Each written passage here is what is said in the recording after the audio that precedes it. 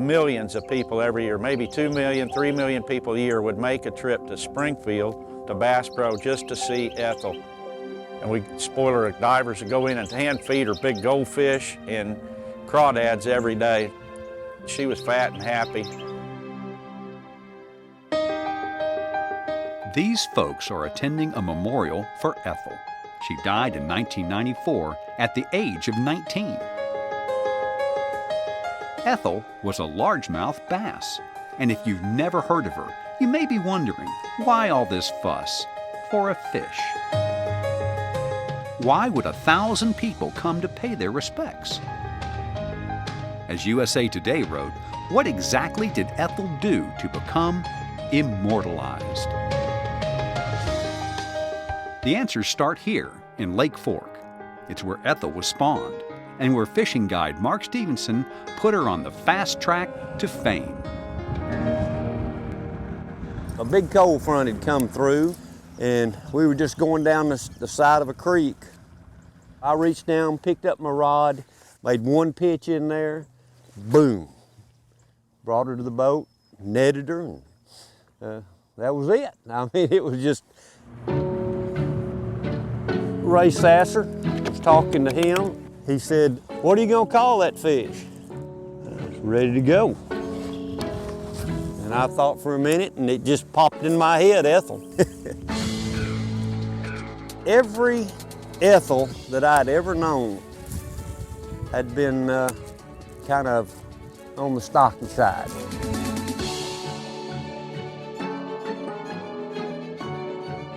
And if you've ever seen a picture of Ethel, she was as big around as she was long.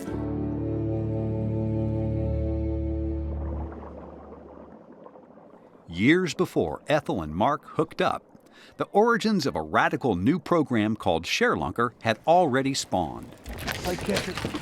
Recognizing these big fish were too precious just to let die, a primary goal of the program was to foster a catch-and-release mentality among anglers. 3317, that's a good one. Equally ambitious was a plan that would dramatically improve the genetics of bass raised in hatcheries. 360. Ethel had come along at a time tailor-made to transform a mega bass into a mega star. And you got to remember the time, 1986, the whole picture of bass fishing was completely different than what it is now.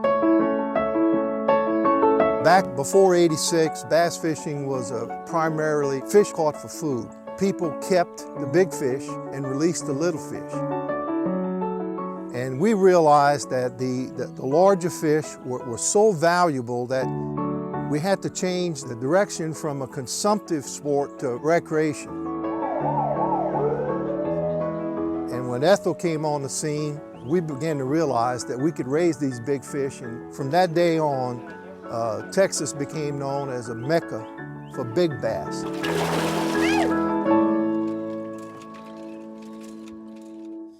The lure of the big fish worked.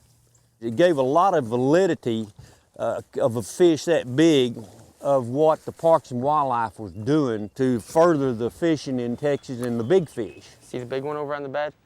And the consciousness of catch and release showed that you could grow and manage a fishery and have truly big fish. My memories of Ethel. At that point in time, we were trying to breed a bigger bass. And they were saying that a state record had been caught. Ethel just dropped in out of the blue. The first ShareLunker entered into the program.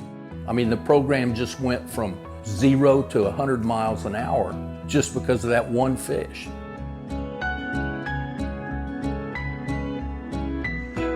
We could take the fish to Tyler, where we would take care of it and possibly try to spawn it. And it was a very quiet trip most of the way home. The gravity of what we were doing, it kind of set into all three of us. Because I think the impact and the significance that this fish could play has begun to seep in. We did not know how we would keep it alive. We'd never done this before. They didn't think that the program would work. But my concern was if this fish died, it may kill the whole program. A lot of the people in the hatchery system didn't think the program would work. This fish did not eat for a long time. We can't let this fish die. And I spent hours at night with a sunfish or something on a string and dangling it in front of her, and she just sort of sitting there looking at it, not paying any attention to it. We had no idea what impact that fish would have, not only on Parks and Wildlife inland fisheries, but on our lives as well. I'm the director of the Fishery Center, and the Fishery Center would not be here, I don't believe, if we had not had Ethel in the program and kept her alive.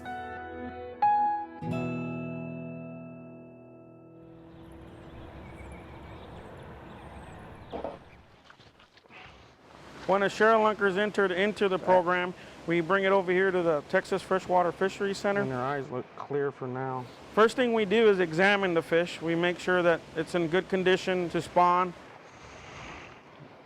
At which point we'll then insert a microchip called a pit tag, which has a number which we can identify the fish once it's released back into the lake where the angler chooses to release it at.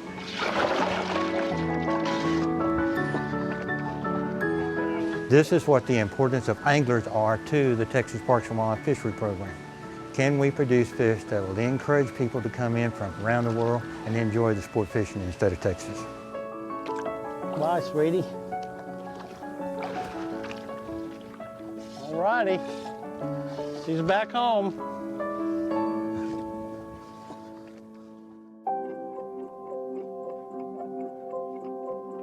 But Ethel never did go back home to Lake Fork. She lived out her life here in Springfield, Missouri. But don't feel bad for her. For 7 years, she was indulged and idolized by millions of visitors. She was a spotlight to showcase the sport of bass fishing. And that fish was just the most shining example of what can happen if you really manage your resources properly and pay attention and invest in the future. She was an ambassador for the ShareLunker Program and all that meant to fishing. It was a very inspirational deal, that fish.